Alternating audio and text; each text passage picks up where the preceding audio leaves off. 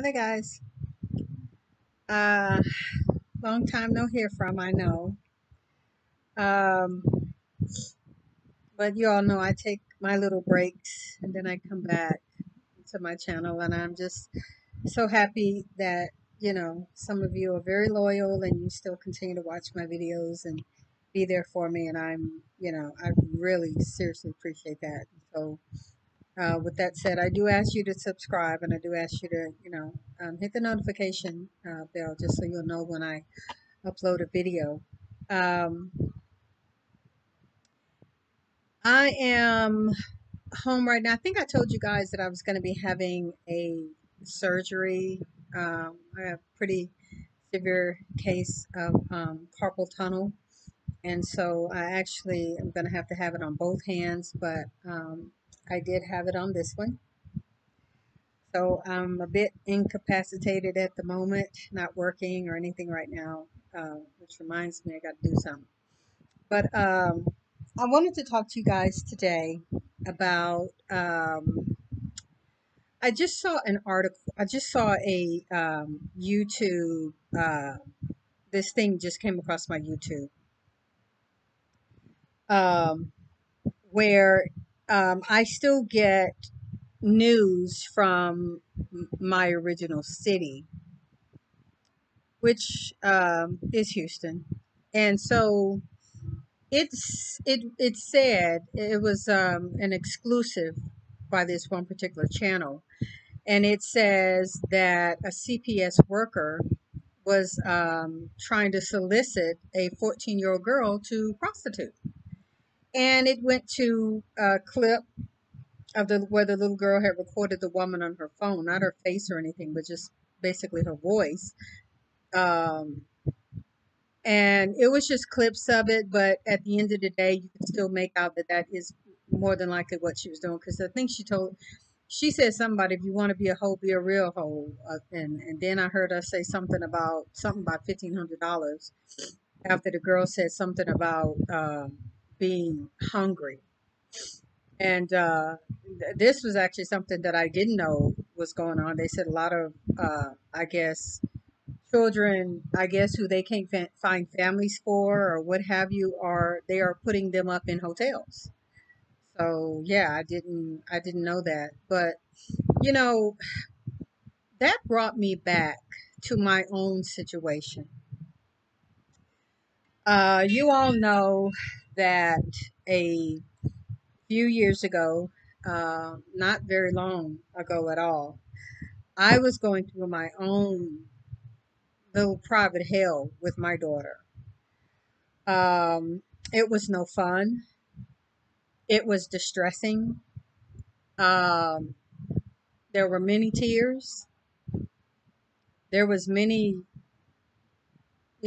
just, man, I just went through so much. I really don't even know. I went through so much. Um, the update today, though, is that things are a lot better with my daughter. Uh, she still has her own personality, so she's still a teenager. Just just turned 17, actually. I guess I'll say that. Sometimes I wrestle with what all to say on here, but um, so I got about one more year to go, and even though I know that really don't change anything, you know, a lot of her views, her attitudes, the stuff that she was doing, just the craziness that she was, doing, the girl or what have you, that I just about in every video I told y'all it was that girl. It was her hanging around that girl. And not at all that the girl was really making my daughter do it, I guess, but it was a whole lot of peer pressure. Um, I mean, I know my daughter had her own mind and things like that, is what I'll say. However, we really have to put emphasis on the influences of our children. We really do. I mean, when you know that you're a good parent, when you know what you've taught your child, when you know what your child knows, and your child is out here just doing all kinds of stuff, you know, hanging out with different people, and when this certain person or childhood friend of your child's is always around, and that's when they get in trouble, and that's when this happens and all of it. I mean, you kind of have to place the blame where it goes. I mean, yeah, like I said, this little girl didn't put any guns to my daughter head to make her do anything. I mean, my daughter was, at that time, quite a bit of a follower. She wanted friends. Because I have such a huge age difference in my son and daughter. My daughter, I mean, they were both almost like single kids. Like my son was pretty much an only child up until 15 when she was born. And with him being 15 years apart, he was up and out and on his own as she's growing up. So that's how that happens. But anyway, this case, I'm gonna try to stay on course because I don't want to make this video forever. But so this worker was doing that, saying this to this little girl, and it just really, first of all, makes me wonder just how widespread this situation like that probably could be, and is going on around the United States, um, and not just in Houston, you know. But at the end of the day, I have to say, I would always warn my daughter. I would always tell my daughter, even before these people really got hooked up in our lives, because the situation that we were in, me and my daughter, after I got separated, is really when things start to really like get really bad. I think it hurt her a lot. My ex was kind of like the dad that she didn't know, even though it's not her biological dad. She had a small bit of um, relationship with him. It was kind of in her baby years. And very honestly, I kept her away from him because he was psycho, and still is. But anyway, um, so I think it hurt her a lot. Anyway, then she, was right when she's starting to get into these teen years and everything. And, she was on track for a while. She was going to school and everything. She's doing great, first of all, because like I told you guys before, I homeschooled her for like 3 years and wish I had been able to continue to homeschool her. But academically, she was superb. I mean, she was doing good. Her problem was getting back to school and with the kids and stuff that she didn't know anymore, um, or that she didn't know because we were in a different area. And girls at that age, they got cliques already. They got people that they've been knowing, whatever. My daughter we're from Texas. She's the outsider. She's very beautiful, my daughter. And so it was a lot of jealousy, a lot of bullying and everything. And so, things with that just was really bad. It was just really bad. Lots of bullying and everything. Anyway, so I didn't mean to go into this whole story, but when she met that little girl, she was really at a very vulnerable stage. Like she just wanted a friend, like really. And this little girl gave that to her. But this little girl had a whole little undercover life that she was living in and out of hotels, already dating and sleeping with and all that grown men. She was a pothead, weed head, girl do pills, she was drinking. I mean, she was just like already in all that mess, gang life, come from a family of gang life, mom still active in it, you know. And so, and these are things that I have was told, and when I began to try to follow the trail and get to try to find anything else out about these people, these are things that I found out. Um, I can't say as of to date that I still know these things to be true because I can't say that. At that time, those things were true a few years ago. I'll leave that like that. Um, anyway, the video, I wanted to talk about these workers and these CPS people and these help centers and the child protective, all these agencies and people and things that are supposed to be in your life to help you.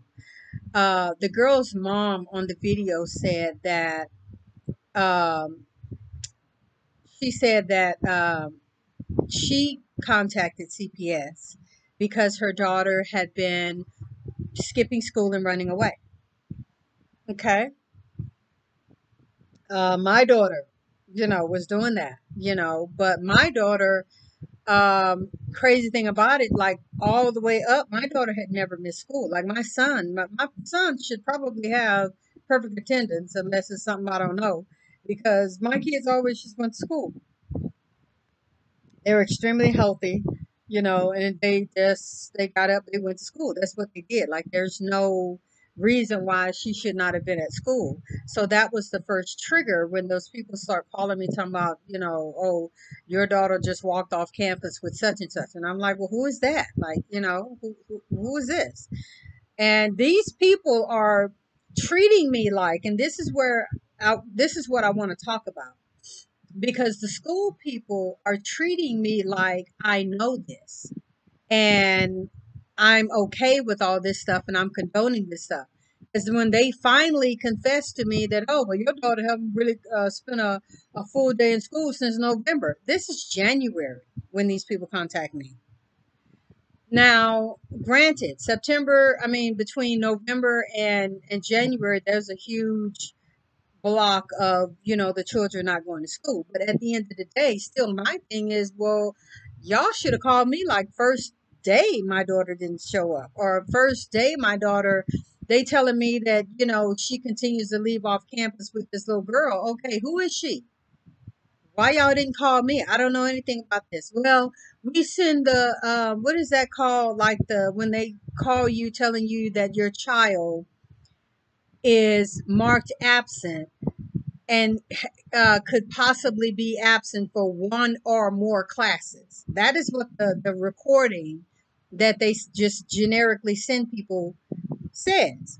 So I didn't really put a lot of emphasis in that, although, yeah, I was getting the calls. But my daughter, and I'm not thinking, like I say, I'm not thinking any other reason why my daughter is not going to school or skipping school or in class. Like, I'm not even thinking that way because she didn't do that as far as I knew.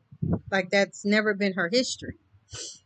So I would ask my daughter, oh yeah, I was just late for such and such teacher's class. And oh yeah, and I didn't go to my third period class. I was in helping another teacher in such and such class and she gave me a hall pass and so everything was okay. I'm believing my daughter. Like I'm believing my daughter because it makes sense to me and I don't have any reason, like I say, to believe she's just walking off campus. Like for what? Anyway, long story short, these school people were treating me like, I knew about it and, I'm condoning it. And I know. And so I remember telling them on the phone, I'm like, okay, well, this is like not acceptable. Like, I need to talk to somebody. Like, it's January and my daughter has not been going to school since November and y'all ain't saying nothing. Oh yeah, well, we need to have a meeting. We need to have a meeting with the principal and blah blah blah. So then they try to act like they're calling me in for a meeting when I'm the one was like, no, y'all need to be explaining to me. And so anyway, long story short, these people, even when they brought me in there, were trying to make it seem like it's something going on with me and, well, why you don't know that your daughter, who believes that their child who doesn't have a history like this is skipping school and not going to classes? And I'm like, what do you mean, how do I not know? I get up, I'm a single mom, no family in this city, and I get up and go to work and spend my 8 hours a day working. At that time, I was working an 8 hour morning shift. And who suspects that? I mean, come on, who suspects that? So anyway, time went on. Then my daughter did get into a lot of trouble with the what do you call it? truancy. Um, because she really never did just say go back to school every day, going to school, going to classes. She just never did. Uh, but let me backtrack. Um, so the court people, now I'm in court. Now I am in court, and I'm telling you guys, I was in court every month after this started up until COVID, and they actually closed the courts. That's how often I was in court, about to lose my job. Like I'm having, now I'm going from being an excellent employee and there all the time. They depend on me. I'm loyal. If anybody comes, we know she's gonna be there. That's me. To I got to take off. Well, and I don't know how long it's gonna last, and then I got to take off this day to go to court for such and such, such and such. And really, the thing that really amazes me, is that how quick they want to get frustrated when, like I just said, I'm like always there. Like y'all know, if this stuff wasn't happening, I would be at work. Like, come on. But that's jobs for you. Sorry, I had something in my eye earlier and it looked like it's back. But anyway, so these people began to come in our lives. One of the huge things that happened, me and they assigned my daughter a guardian ad litem, who she's still on my daughter's case, even though my daughter's not getting in trouble or anything like that anymore. But she's still the guardian ad litem, I guess, until she gets 18. And me and this lady, mind you, have made amends. But this lady was just a straight B when she first came to us. Like her attitude was, like I said, it was the same. It was accusatory to me. What are you doing? What's your lifestyle like? How do you not know? What, like they were treating me like I was just trying to play innocent. And I really had a hand in my daughter's behavior. Um, and I remember she threatened me the very first day and told me, if we have to take your daughter, and I'm just meeting her, like literally signing papers, like she basically like told me her name, and the next thing she tells me is, if we have to investigate you or if your daughter ever gets taken, you're gonna have to pay for it. That was what she told me. Like the state, and I'm like, huh? I'm like, what? Because first of all, I didn't know any of this. Like I didn't know they were now making parents pay child support to the state for taking their kids, because eventually my daughter did have to go. They did take her one summer for about 3 months, and she stayed in this little girl's place or whatever. It was like a girl's home, and yeah, I am finished now. I paid it all, but yeah, I had to pay child support for that. And what's crazy about it was, not only were they getting my daughter's money that she gets, they were already getting food stamps and her Medicaid, all of these things she already had. Y'all are already getting that. Like, why?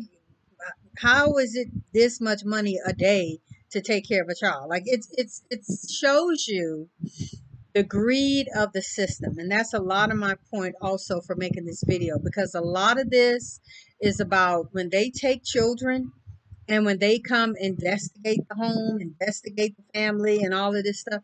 It is not, believe me, it is not because they care about these children. It is not because we want to keep families together. It's none of that. When they find out these children get Medicaid or whatever else, they want the money. So they use the child's Medicaid. Oh, we need to get this therapist, and we need to get, oh, well, there's a program over here that does this. I remember the once one when this kind of stuff was first kind of beginning, they assigned me to some young white girl, and yeah, I call her a girl because she was in her 20s, didn't know a damn thing, and she was on our case. I don't if she was with some program, and she would come to our house every day after school, where my daughter was still just like skipping and not coming because she didn't want to talk to her, so she just wouldn't come home. And so basically the woman was just there every day talking to me. And like I have to basically try to get off work at a certain time and come and meet this woman on the days that I had to meet her. And I just like after what, a month or two, like I'm sick of this. Like my daughter's never showing up. And I'm just basically chit chatting with her, and she's just sitting back enjoying my conversation. And oh, you're from Texas, and blah blah blah, and oh yeah, and you cook this, and blah blah blah, and oh, and yeah, and she just getting information and whatever. But she wasn't doing anything to help me, help us, help anything. Actually, in all honesty, I was throwing out all of the, well, we can try this, or we could do this, or maybe this may work or whatever.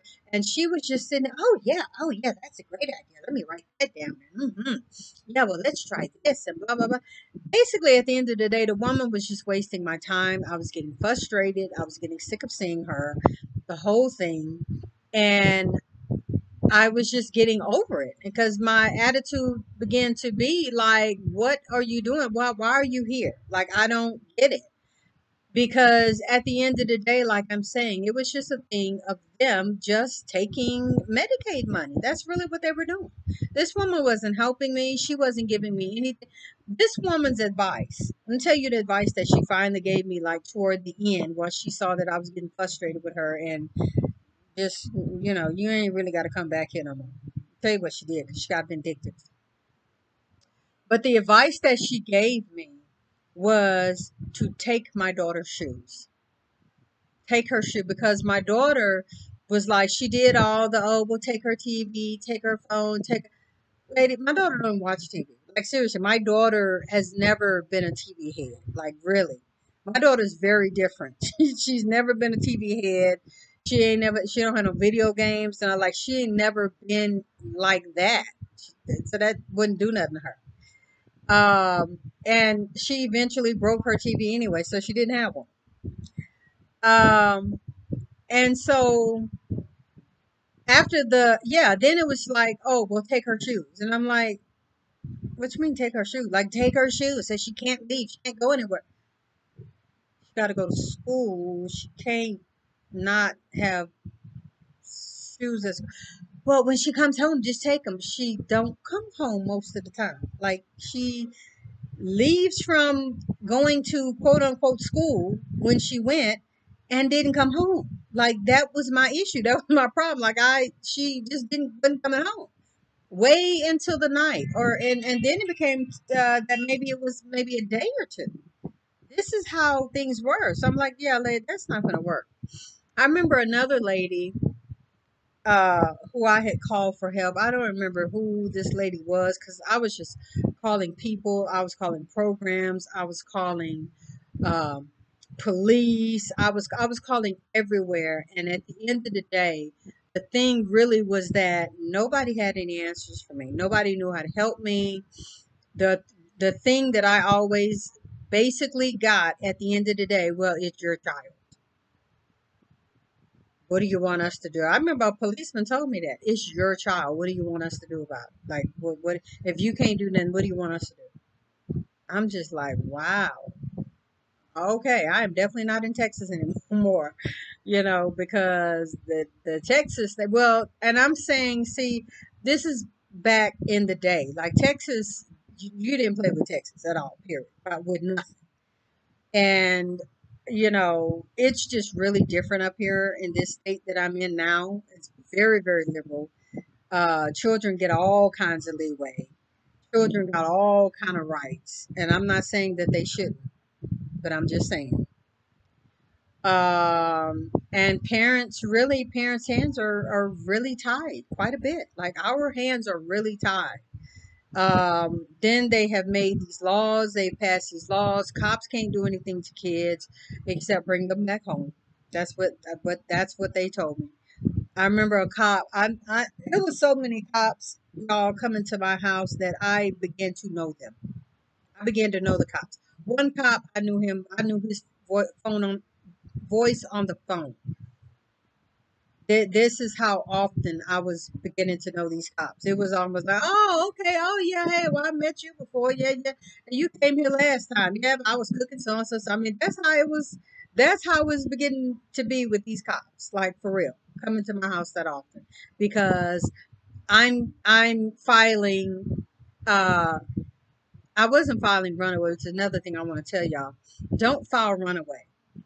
uh, I was filing missing persons because actually somebody, I think at the courthouse, oh no, it might have been a cop, told me that, and y'all know how they are with little black kids. They will try to say a little black child has ran away quicker than trying to put out resources for a missing person. So the thing is that it's different. There's different criteria for handling a child who they will say ran away rather than a mother saying a missing child. Okay, it's a whole different criteria. They put more emphasis on a missing person than a runaway child, or a missing child than a runaway child. Just, you know. And a lot of people don't know that, so I'm sharing that because I know a lot of people don't know that because I did. And I remember after I was told that, I called her in another time, and it sounded like it was a black guy, and nothing about that. I'm just saying, it was a black guy, and I remember he kept saying, "Okay, so your daughter ran away." And I'm like, "No, she's missing." Because she didn't come home from school and blah blah blah blah blah, and she is missing. And because the cop told me, don't let them classify her as runaway because they're not going to go out and look for her. Like they're gonna basically tell you, okay, well, give it however many hours, whatever, and she'll probably come home or just whatever. But when you say missing, that means you have no idea. You don't know, you don't know where she could be. Which even if she had ran away, I didn't know any of this anyway, because my daughter for a long while had stopped like even telling me anything about her friends, where they live, whatever, because she already knew I was going to send the cops over there. I'll come over there myself. So she didn't do that. Um, but anyway, yeah, that's a big. Uh, if hopefully that will help you all. If you all are ever in a situation with your kids, grandkids, whatever, say that they are missing. Do not let them put that down as a runaway child, especially ours. Um, so I mean, video going for 30 minutes. I mean, there's just, man, there was just so much. I mean, when I had CPS workers and things like that coming to my house, none of them ever found anything. Like they would go through my house. They want to look at stuff. They want to check my refrigerator, my cabinets, everything. See, did I have food? They didn't find no drugs. They didn't find no alcohol. They didn't find my deep freezer was stuffed full of food. My refrigerator and freezer was stuffed full of food. All my cabinets were always stuffed full of food. So, yeah, they would never find that. Then they want to investigate you. And that's one of the things I wanted to say. A lot of times these people get involved and they're talking about helping the children. It's about investigating parents. And in a way, I get that. I understand there are a lot of neglectful parents out there. There are a lot of parents on drugs. There are a lot of parents who do some horrible stuff to their children. I get that. But my thing is, I saw through the undercover, oh, we just want to help the child. We're just here for the kid. But really coming down on the parent, like, I mean, I had, that was the thing I was going to say about the truancy. That lady who told me about, oh, we're gonna, the state is gonna charge you for this if we ever wind up taking. Okay. The next thing, this woman threatened to put me in jail. This woman was actually trying to Trump to write up the papers with the school lawyer who I had met this man, but his man really looked like he should have retired like years ago, like he was in his 90s. And he up here still talking about he's a school lawyer, school district lawyer. And between him and her, they were actively trying to send a summons or whatever to like have me arrested. But the man, I forgot how it happened. I don't know if it was just God's intervention, the universe intervention, whatever. I don't know. But what happened is that the paperwork was sent to the wrong address. In a way, I kind of think that was on purpose. But either way, whatever it was sent to the wrong address. So I wasn't notified of any court, whatever, of them talking about trying to give me a hearing so that I could go to jail. It was, oh my God, it was just crazy, crazy, crazy. And these people literally had me terrified. Like I remember, like I'm feeling right now, the feeling that I felt back then. Like I was so scared. I don't have a criminal record. I've never gotten in trouble in my life. And I'm not throwing out trying to get brownie points. I'm just stating facts. I've never been arrested, never been in trouble, never stolen anything, I ain't never been in trouble with the law. And these people are sitting up here threatening me and telling me how much time I'm going to get and how it's my responsibility to make sure my daughter gets up every day and go to school. And I'm sitting up here like literally trying to ask these people, ma'am, if I am a single mom, I got to go to work 6 to 2, 2 to 10, whatever it is, I got to go to work. I can't be there to make my teenage daughter at this point, who's making a conscious decision not to go to school. Like, how am I supposed to do that? And I still got to pay my bills. And I don't have no man. I don't have nobody helping me. I don't have, like, ain't nobody finna take care of me. I got to get up and go to work. What do you mean? So, yeah, they went on with that for a long time. And I guess the whole thing was really, I guess, to try to scare me into, I don't even know, because I still couldn't get her to go. She still wasn't going. They couldn't get her to go. So finally, I guess they dropped that after they began to really see me and see how active I was and see how concerned I was and how much I was calling them and trying to help them and trying to get them to help me and all this. And I remember one day when the thing finally broke with that woman. This had been maybe 2 years in by this time, a year and a half in by this time. Still couldn't get my daughter to go to school. She was still doing what she wanted. At the end of the day, they finally figured out and realized, as they still know, my daughter gonna do what she want to do. Like the judge can't make her. Y'all can't scare her into this. Y'all can't threaten her into this, which I told them already. You can't threaten my daughter because she gonna make you do it. She's just like her dad with that. I don't know what the hell that's called, but you can't threaten them. Like they gonna make you do it. Like I stopped threatening my daughter years ago if I wasn't gonna do it, you know. But um, it's just crazy because um, once they begin to see that and see me as a person and as just a hardworking mom who just trying to go to work, and I'm not out in the streets, I'm not doing anything to make my daughter do this, or I haven't exposed this kind of lifestyle to her. After they began to see that, then they began to like really ease up, and it was just really like they scratching their heads, like they don't know what to do. We can try this program, we can put her in this, we can do this. It was just crazy. But the day I remember I sat down, I called that woman, and I at this, oh, I did not like that lady at this point. I did not like her because she was a lawyer, and she just came out very unconcerned, very nonchalant, don't give a F, just whatever. And, she was the one that was threatening me. And so I don't remember. I had stopped calling her. I'm just gonna leave her alone. Maybe if I get off her radar, whatever. And so I didn't talk to her for a long time. And this was over the summer. And I'm calling her and I'm discussing. Oh, I remember what it was now.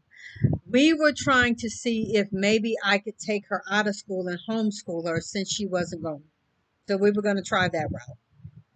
And also for me not to get in trouble anymore because I could keep my own attendance on her. She'd be homeschooled. So that was a solution. Because as you all know, I'd done it before. Anyway, so uh and I remember I was just sitting there talking to this lady and trying to brainstorm with her, coming up with this, and this is how I do this, and I can order the curriculum from this program, and blah blah blah blah blah. And that lady, she sat there and she listened and everything, and finally she was like, Miss, my last name, um she was like, I'm gonna be honest with you, I don't even know if that's going to help. She said, you can do it, you can try it. But she said, from what I've known you for a minute now, and she's like, I see you're a good mom, you're a good parent, I see that you're trying. And here's the thing that really got me. She said, you are more involved, really, than any parent that I've ever worked with. And that made me feel good because I wasn't necessarily trying to do that. I was just being me. But it made me feel good in the sense that I didn't think this woman liked me. Like, I really didn't think she'd give a darn about anything. I just really thought she didn't like me. And so for her to say that and to be that honest, I was just like, wow, you know. And she was like, we're not, and she told me that day, she's like, we're not going to pursue no jail, talking about putting you, like, you ain't got to worry about that. Like, we're not gonna, basically, she was almost talking like she had given up, you know, even though she hadn't, and I still had more history with her. All that other, I guess, bullying and stuff that she was doing and trying to threaten me and trying to see could she make me do whatever so I could make my daughter do, that was just done. And she was just like, we're just gonna have to work together and just try whatever it is we can. She's like, you can try it, see if the homeschooling thing will work this time. And if not, we'll go to a plan B or plan C or whatever. And that was the thing that broke with me and her. And ever since then, me and her we're good. I actually really like her. I really do. Um, yeah. She's not as involved anymore as she was because my daughter has since like gotten other people who are more involved with her now. But me and that particular lady, we good. We are so good, you know.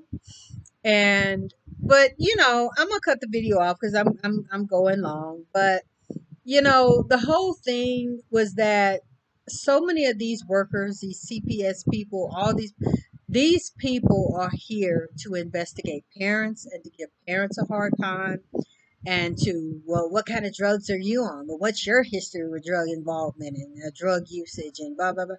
And I'm just like, I don't do no drugs. Like, I'm not like it's a thing. And here's the thing that I heard from a lot of people, especially our people, our black people. I heard it so much, so often, and still today, black mothers getting blamed for the stuff that their children go out here and do. And I guess that's easy, but it's not always right. Like, it seriously is not always the mom's fault. It really is not. And that was what I was always faced with. Well, how do you let your daughter so and so? And girl, and if I was me, I'd be punched her in her face and blah blah blah. And if this was the, and if I had did this, and how do you let her talk to you like this? And how you, and I mean, it was just accusation after accusation after accusation. She's a child. How does she just get up out your house and leave? I gotta go to sleep sometime. you know, Kids sneak out, black kids, white kids, Hispanic kids sneak out of the house every goddamn day when they want to. Like, you can't make these kids or these teenagers especially just do whatever it is you say or you want to, yeah, without, getting down, fighting them and getting on their level and all this kind of stuff. And then what they're gonna do about that? They're gonna call CPS or they still gonna get them people in your life.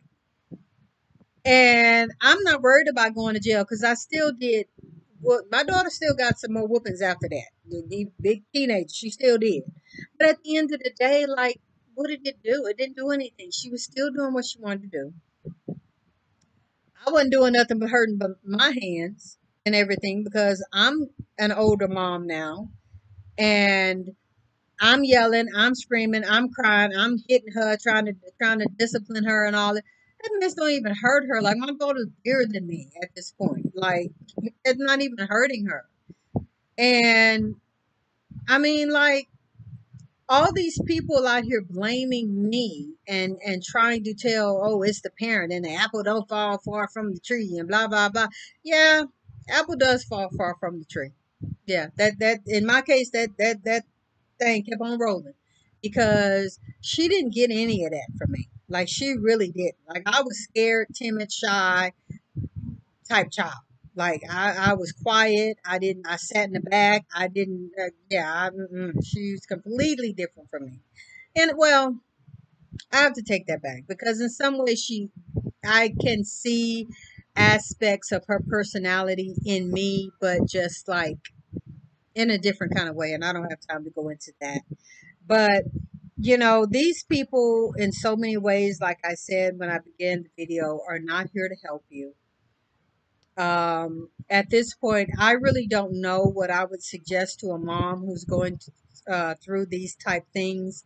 I didn't necessarily put these people in our life. They came into our lives because of the truancy thing. And then she just like kept getting in trouble and kept doing stuff and all this kind of stuff. Um, so that's kind of how they got into our lives. And since they were in our lives, yeah, I'm calling, I'm asking, can y'all help me with this? Can y'all do this? Can you? And at the end of the day, them people really have no power. They can't do anything. Only thing they can do is come into your life, disrupt your life, uh, give you a bunch of appointments, and take your Medicaid money and tell you, oh, well, we can't do this. We don't have any power for this. We can't do this. The young girl that I was telling y'all about, and I know I skipped around, and forgive me, I hope the video makes sense to you guys. That young girl that came by who was just stealing my ideas and told me to take my daughter's shoes was absolutely no help. Once I finally, two things. Once I finally got sick of her and was just through with her, told her I don't think she need to come back anymore. She got mad. She got angry. She wrote a whatever to the courts to tell them that my daughter, because here's the thing. The time that she was with us, oh, yeah, but her daughter's progressing and we have this plan and we're going to do this and this is going to be we're going to try this. And, her daughter, because my daughter did start coming home. So she did start meeting with her. So she was meeting with her and things like that. And she was writing positive reviews. But when I told her, like, yeah, I'm done. You ain't got to keep coming back no more. This lady wrote a thing to the court that our family had not made any progress. My daughter did not make any progress, and she sees the need for us to continue to have ongoing help and treatment. And I'm like, wow, really? You really like, wow, wow. So, but anyway, um, there was something else I was going to say about her that I can't remember. But at the end of the day, the gist of it all was that these people, what I saw, were not coming to help or to help me. And they really have no power. Like, really. I sat and had a long talk with my daughter's, I'm going to call her a caseworker. It's not what it is, but. And this woman, because I knew her so well, not the lawyer lady, this is another lady, uh, sat and really just confessed to me, like, Miss, my last name, it ain't a lot we can do. States are cutting budgeting. They're like, we don't have a lot of money to do stuff. Like, they always talking about taking your kids and placing them somewhere.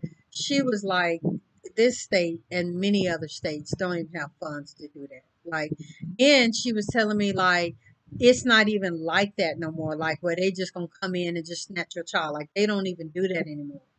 So like, and what's crazy about it is They haven't told parents that. Like, you still got a lot of parents who are out here, don't want to discipline their child, don't want to do anything to their child because, oh, the state gonna come in and they can call them people and get me put in jail and all that.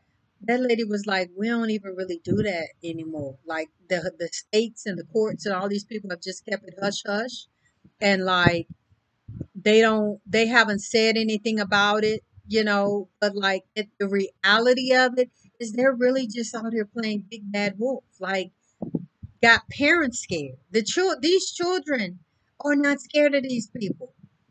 These children talk back. Like, you should hear all of the court sessions that I was in. And when I was in there, and after COVID hit, I still had to like participate on the phone because we were doing like Zoom calls for the courts. The way these children talk to these judges, the judge, the lawyer, the attorneys, the CPS would cuss them out, fight them, hit them. And I'm not saying that's right at all, but they would actually sit up here and address this judge. Yep. Uh-huh. Yeah, no, uh-uh. Yep. Mm-hmm. Not one yes, ma'am. Not one your honor. No, I mean, some of the kids did. But for the most part, these kids ain't got no fear.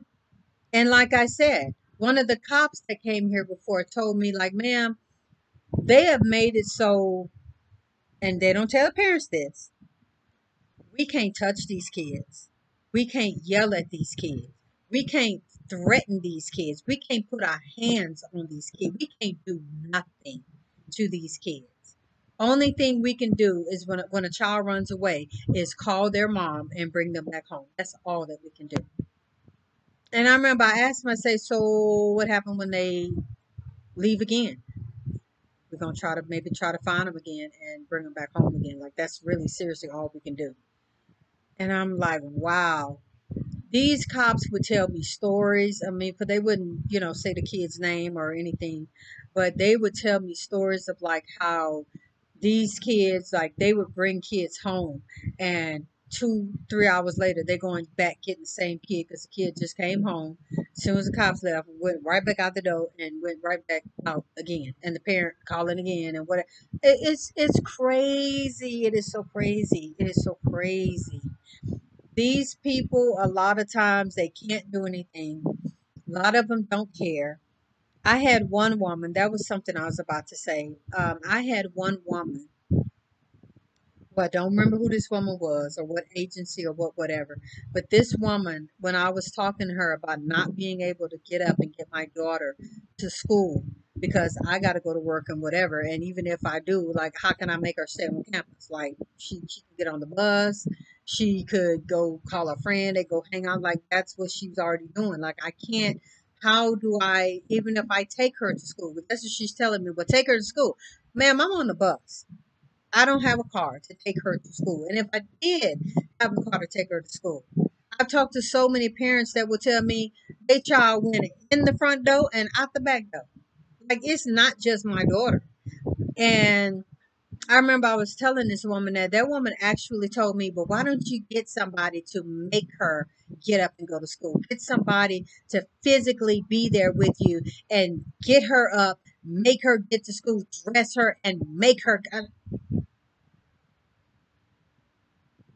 I said, well, ma'am, like, I'm not married. Like, I don't have, it's just like me and my daughter. Like, and I'm like, I don't have no, but hire somebody.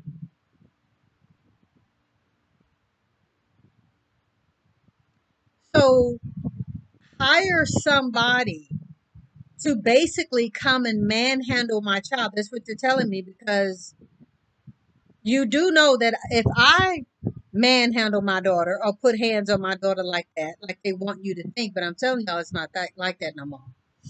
But I didn't know that at the time. So I'm like, so you telling me to get somebody to manhandle my daughter, get her up, force her to go to school, and like, I'm like, so what if she fight back? What if she, well, ma'am, I don't know what else to tell you. And I'm just like, wow, this is the advice that you've just given a mom. And at the end of the day, That's what you're dealing with. You're dealing with a bunch of regular human beings who are frustrated. I even had one of my daughters, because she's had so many therapists. One of my daughter's therapists actually got there and asked me, "Did you whoop her as a child? Did you?" Black guy, and he's sweet. I really liked him, but I've had so many of them underhandedly, like basically say you should have whooped her ass, or you didn't give her enough ass whoopings, or whatever, or you need to whoop her ass. Just all kinds of stuff, and I'm just like, hmm.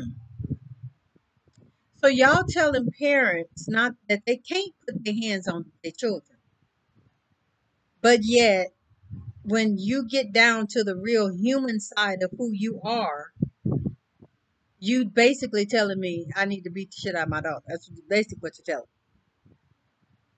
me. And it's like, wow. The hypocrisy, the double standards, the lies, this whole facade, we care about children type thing that is created to just scare parents. Because at the end of the day, they can't do nothing with these children. They can't do nothing to these children. The children have so much control, and these children, a lot of these children know this. And because my daughter certainly know, my daughter been knowing how to play the system. My daughter this whole time have played the system. This whole time, even though, like I say, she's getting better, she's doing better. But most of that is just because I think she's just maturing out of it, and she has a job now, and she really loves working. And at one point, she's working like two jobs. So, I mean, she loves that, you know. And this little girl, to sum that up, the little friend, quote unquote, she has hopefully finally learned her lesson with her, because she sees that the little girl doesn't like her. The little girl don't have her best interest at heart. The little girl is always setting her up. Every time she's with that little girl, something bad, evil, and almost life altering happens. And my daughter sees this, and she says she told that little girl, like, yeah, you just bad news. Like, I think she said she told her she had the devil, the devil following her, or the devil on her, or something, some kind of something. But however she do it, however she tell it, whatever, she do not hang with her no more. She really don't. I mean, I think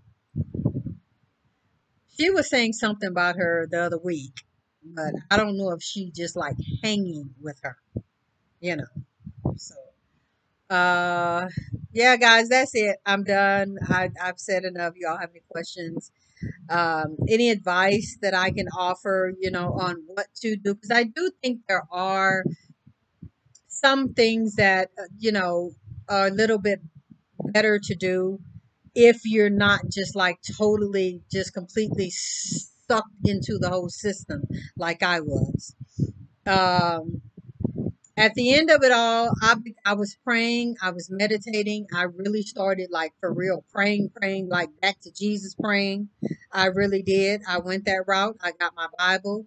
I started getting me my anointing oil, and y'all can say or feel however you want about that. It worked for me. I believe it worked. I started casting out demons. I started putting crosses on her door. I started praying. I was speaking in tongues. Everything that I knew to do as a minister that I used to do that gave me power and that helped me. I did it. And within about, I'm being honest with you guys, within about a 3 to 4 month amount of time from doing that and praying to my ancestors and burning my candles and using my oils and things like that, and doing, I threw a couple spells in there. I did, but at the end of the day it worked. And I was doing some of this stuff I was doing all along the way, but not to that intensity.